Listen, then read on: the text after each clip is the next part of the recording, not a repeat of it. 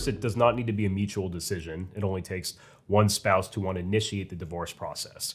The initiating spouse would file what's called the divorce petition, which would give a case number and put it before the court.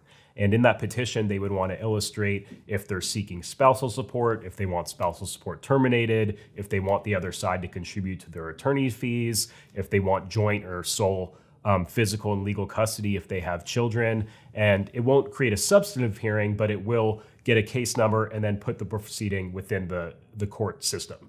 And then the respondent, the person who didn't file that initial petition, will have 30 days to respond to the petition and basically respond to everything requested by the petitioner in the initial pleading. So they would say if they do not want to pay spousal support, or if they want spousal support, if they think either party should contribute to their own attorney fees, or they shouldn't have to pay the other party's fees, or what they want for custody.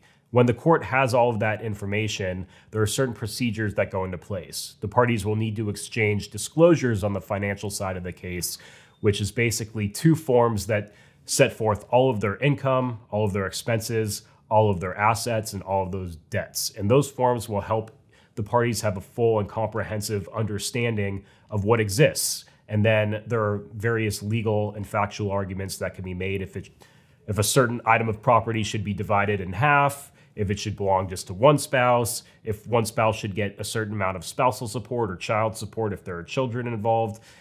But often those disclosures aren't sufficient in a very contested or a divorce that involves a lot of assets, property, income, things of that sort, in which case the discovery process, which involve lawyers or parties if they're representing themselves, initiating additional requests for information and documents that are far more extensive than the disclosures would require. And then after that process, eventually on the financial side, the parties would be in a position to have enough information, including if they wanted to take depositions and things of that sort, to proceed to trial or to engage in meaningful settlement discussions. Most cases settle, often with the assistance of a mediator or a private judge, before trial occurs, but some cases, unfortunately, proceed all the way to trial. Generally, that could take anywhere from a year to 2 or 3 years or even more to conclude if the parties aren't able to resolve it in settlement.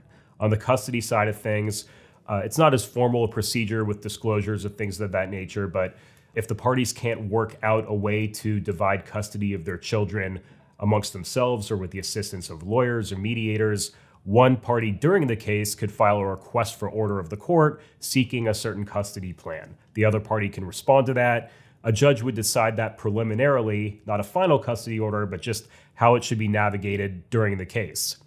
Now, often that sets the status quo, and that makes it kind of difficult to deviate from if things are working out well, but eventually the parties could have a trial on the issue of custody. One party can argue to keep it the way it is or make minor modifications. One party can argue to completely change it.